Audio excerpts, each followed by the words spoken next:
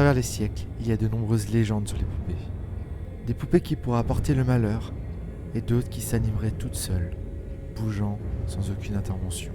La peur de la poupée s'appelle la pédiophobie. Plus généralement, des fausses représentations d'êtres vivants tels que les mannequins ou les robots peuvent inspirer de la peur aux gens qui souffrent de cette phobie. Imaginez, vous avez acheté une poupée, vous la posez dans votre salon, vous êtes content de votre achat, content d'avoir un nouvel objet, mais des malheurs commencent à s'accumuler. Vous perdez votre travail, des phénomènes étranges se passent dans votre maison, des bruits de pas, des voix, et cette poupée qui vous semblait familière vous semble de plus en plus étrange. De temps en temps, vous la trouvez à d'autres endroits de votre maison, mais vous êtes sûr que vous n'y aviez pas touché. Les phénomènes sont de plus en plus violents, et cette poupée est là, vous regardant avec ses yeux malicieux. C'est ce qui pourrait arriver quand vous faites l'acquisition d'une poupée d'occasion.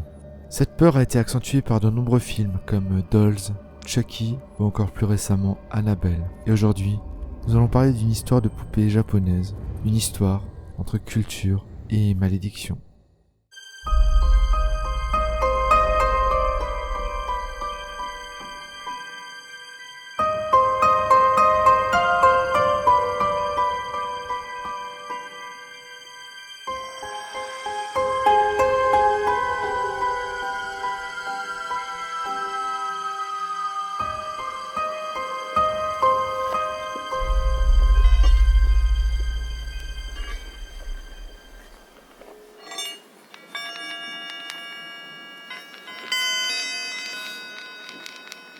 C'était un soir de l'année 1918 où Suzuki, un jeune homme mince et silencieux, poussa la porte d'une ancienne boutique d'une petite rue calme de Sapporo. Il entra et vit une poupée dans la vitrine qui l'attira immédiatement. Il l'acheta sans réfléchir pour l'offrir à sa petite sœur, juste âgée de 2 ans. Et elle allait bientôt prendre le joli nom d'Okiku Ninjiro. À cette époque, le Japon était encore bloqué dans les voies du féodalisme. Le monde qui l'entourait embrasser le progrès et la technologie. Le Japon s'accroche à ses croyances et à sa riche mythologie et ses fables. C'est un pays, et c'est toujours le cas, où les démons, les fantômes, les vampires ou autres créatures se promenaient en liberté. Un pays où les gobelins et les mauvais esprits harcelaient constamment les gens normaux. Le 3 février, vous chassiez les mauvais esprits en vous rendant dans les sanctuaires et en participant à des rituels et des pratiques folkloriques. Les monstres du lac engloutissaient les enfants. Les forêts, comme la célèbre forêt Aokigahara, au nord-ouest du mont Fuji, rendaient les gens fous et les poussaient au suicide. Les renards étaient des animaux sacrés et dévoués. La culture japonaise était, et est toujours, pleine de légendes et de croque-mitaines surnaturelles. Et les poupées, certaines d'entre elles, étaient de puissants instruments de magie. On ne plaisante pas au Japon avec les poupées. La fameuse poupée mesure 40 cm et est habillée d'un kimono traditionnel. Ses cheveux étaient noirs et coupés à peu près à la hauteur d'épaule, selon la coiffure traditionnelle, Okappa. Ses yeux étaient des charbons ardents qui semblaient tout engloutir dans leur regard. La chose était hypnotique et enchanteresse. Suzuki est rentré chez lui et a donné la poupée à sa petite sœur. La petite fille est immédiatement tombée amoureuse de la poupée. Elle est devenue le jouet préféré d'Okiku et surtout sa meilleure amie. Okiku jouait tous les jours avec la poupée, l'emmenait partout et la traitait comme une petite sœur. Elle parlait et bavardait avec, la nourrissait, dormait avec elle. Elle a décidé d'appeler la poupée Okiku, comme elle, une copie miroir d'elle-même. La poupée n'a jamais quitté la vue d'Okiku. Puis 1 an plus tard, la tragédie a frappé. En 1919, Okiku est morte. La fièvre jaune s'était abattue sur la terre et a frappé la famille de la petite fille. Okiku est morte en haletant, de douleur et de peur, avec la poupée, fermement tenue, dans sa main. Elle n'avait que 3 ans. La famille voulait enterrer la poupée avec Okiku. Mais les circonstances et la surveillance du gouvernement ont empêché ce dernier acte de bonté de leur part.